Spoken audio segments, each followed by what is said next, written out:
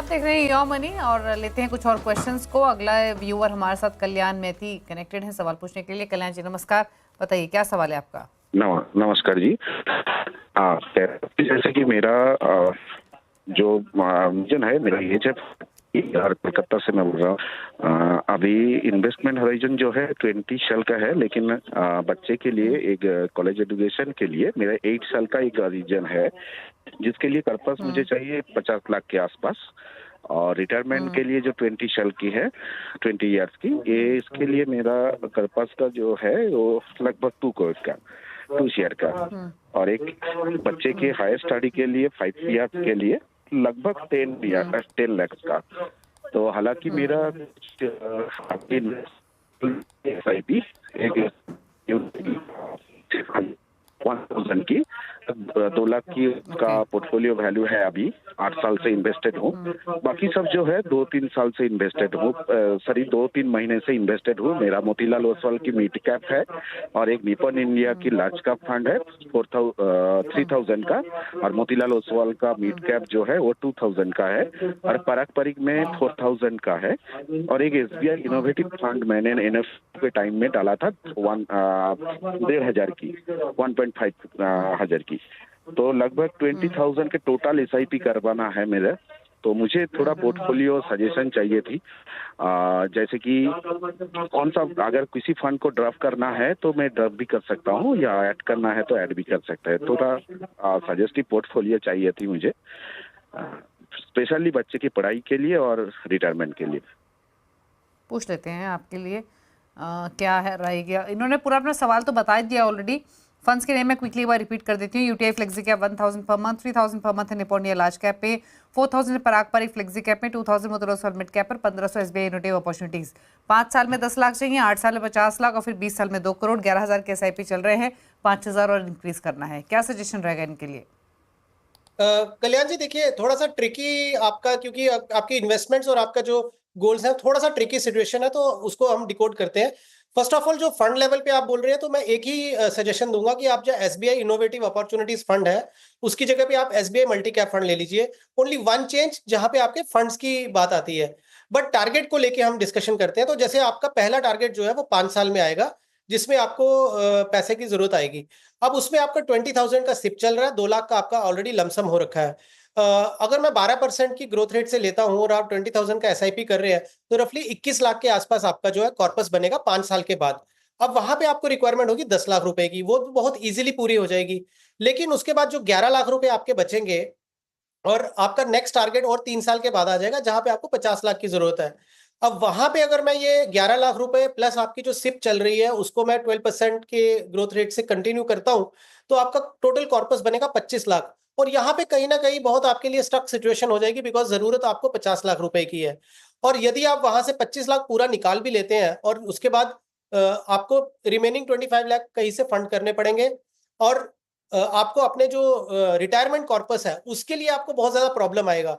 Now retire होने के बाद आपके लिए कहीं से भी अगर एजुकेशन लोन या फंडिंग लेनी होगी तो बहुत डिफिकल्टी हो जाएगी। तो यहाँ पे क्या करिए, आप अपने SIP को कंटिन्यू रखिए, और जब आपका दूसरा टारगेट आने वाला हो, जब आपका पोर्टफोलियो वैल्यू 25 लाख हो, I am more than sure कि आप अभी आने वाले समय में हर साल थोड़ा थोड़ा आप अपना SIP का अमाउंट बढ़ाएंगे तो आपका कॉर्पस और भी बड़ा बनता जाएगा। बट ऐसे केस में जो 2 गोल है, फर्स्ट गोल आपके कॉर्पस से क्रिएट हो जाएगा, सेकंड गोल को और थर्ड गोल को, सेकंड गोल को थोड़ी देर के लिए आप साइड पे रखें, थर्ड गोल को आप कंटिन्यू रखें, जो आपका SIP चल रहा है उसको कंटिन्यू रखें, ताकि रिटायरमेंट पे आपको 2 करोड़ मिले, वहां पे आपको किसी तरह का कॉम्प्रोमाइज ना करना पड़े और वहां पे डिफिकल्टी ना हो। तो आपका आया मिडिल वाला जो गोल। मिडिल वाले गोल में मैं ये सजेस्ट करूंगा कि आपका जब 25 लाख के आसपास का कॉर्पस क्रिएट होगा, उसमें 5 से 10 लाख रुपए का आप डाउन पेमेंट करिए, रिमेनिंग आप एजुकेशन लोन लीजिए, क्योंकि एजुकेशन लोन आपको मिलना अभी अगले 7-8 साल में बहुत इजी रहेगा, बट रिटायर होने के बाद में उतना आपको नहीं मिल पाएगा। तो आपका क्या होगा कि जो सेकंड गोल है वो एजुकेशन लोन से पूरा हो जाएगा, और उसका तरीका ये होता है कि एक कोर्स खत्म होने के बाद 1 साल या जॉब लगने तक जो भी पहले हो जाए उसमें फिर आपको EMI देना होता है। एंड गॉड विलिंगली आपका जैसे बच्चा है वो बाय द टाइम उनकी एजुकेशन कंप्लीट होगी तो वो आपके साथ में थोड़ा सा शेयर्ड रिस्पॉन्सिबिलिटी लेके लोन को चुकता करने में इजी रहेगा। तो आपके तीनों गोल बड़े स्ट्रीमलाइन तरीके से निकल जाएंगे, आपको डिफिकल्टी नहीं आएगी। तो आपको यही सजेस्ट करूंगा कि अपना फर्स्ट गोल अपने म्यूचुअल पोर्टफोलियो से आप पूरा करें, और थर्ड गोल अपने पोर्टफोलियो से पूरा करें। सेकंड गोल के लिए आप एजुकेशन लोन की हेल्प लीजिए।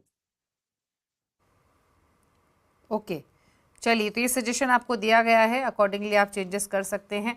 आपको अपने गोल्स को पूरा करने के लिए रास्ता भी बताया गया है। अच्छा, इन केस इन फ्यूचर अगर इनकी पॉकेट अलाउ करे और ये एलोकेशन बढ़ा सके तो फिर क्या, तो उस स्थिति में क्या सलाह रहेगी? इन्हीं फंड्स में कंटिन्यू करे, कोई नई कैटेगरी ऐड करे, क्या सजेशन? नहीं, फंड लेवल पे दीपाली इनको कोई चेंज करने की जरूरत नहीं है। जैसा आपने बोला कि इनकी अगर आमदनी बढ़ती है और इनके अगर कैश फ्लोज बढ़ते हैं तो यही एसआईपी अमाउंट को वो इंक्रीज करें और अपने पोर्टफोलियो को जितना बड़ा बना सके उतना बड़ा बनाएं। और हम ये हर किसी को यही बोलते हैं कि आप अपने रिटायरमेंट जो आप किटी क्रिएट करना चाहते हो उस पर कोई कॉम्प्रोमाइज मत करिए, बिकॉज बाय द टाइम आप अपने रिटायरमेंट के आसपास पहुंचने लगते हैं तो उस समय ये जो नया फंड को क्रिएट करना, नया पैसा डालना बहुत मुश्किल हो जाएगा। और इवन किसी तरह का अगर उस समय लोन लेना पड़ा, एजुकेशन लोन, तो वो भी नहीं मिलता है। तो ये बेहतर तरीका रहता है कि आप एजुकेशन अपने बच्चे की बैंक के थ्रू फंड करें और वो इजी तरीका होता है और उस पर उतना बर्डन भी नहीं आता, बिकॉज बाय द टाइम बच्चा पढ़ के बाहर निकलता है तो वो थोड़ी सी रिस्पॉन्सिबिलिटी वो भी शेयर कर लेते हैं। ओके, चलिए, तो ये रही सलाह आपके पोर्टफोलियो को लेकर। चलिए फटाफट से पूछ लेते हैं टॉप 4 फंड्स, बताइए आपकी चॉइसेस क्या हैं? टॉप 4 फंड्स के हिसाब से कहाँ सजेस्ट करेंगे इन्वेस्ट करना? दीपाली, प्रोग्राम के शुरू में ही मैंने ये चीज बोली थी कि मार्केट ऐसे सिचुएशन में है जहां पे आप कोई sector fund, thematic fund, pure small cap या प्योर मिड कैप में ना जाए। तो उसको मद्देनजर रखते हुए 4 फंड मैं आपको रिकमेंड करूंगा। एक वैल्यू थीम लीजिए which is called HSBC value fund. एक आपको कोटक फ्लेक्सी कैप फंड ले लीजिए, फ्लेक्सी कैप कैटेगरी में। एक निपॉन इंडिया का लार्ज कैप फंड ले लीजिए और एक आईसीआईसीआई प्रू का मल्टी कैप फंड ले लीजिए। ये बहुत ही स्टेबल पोर्टफोलियो बनेगा, स्पेशली नए निवेशकों के लिए जो अभी नया नया स्टार्ट कर रहे हैं, तो उनके लिए बहुत अच्छा एक 4 अलग अलग स्ट्रैटेजीज हैं ये, और ये बहुत अच्छा उनको पोर्टफोलियो बिल्ड करने में हेल्प करेंगी।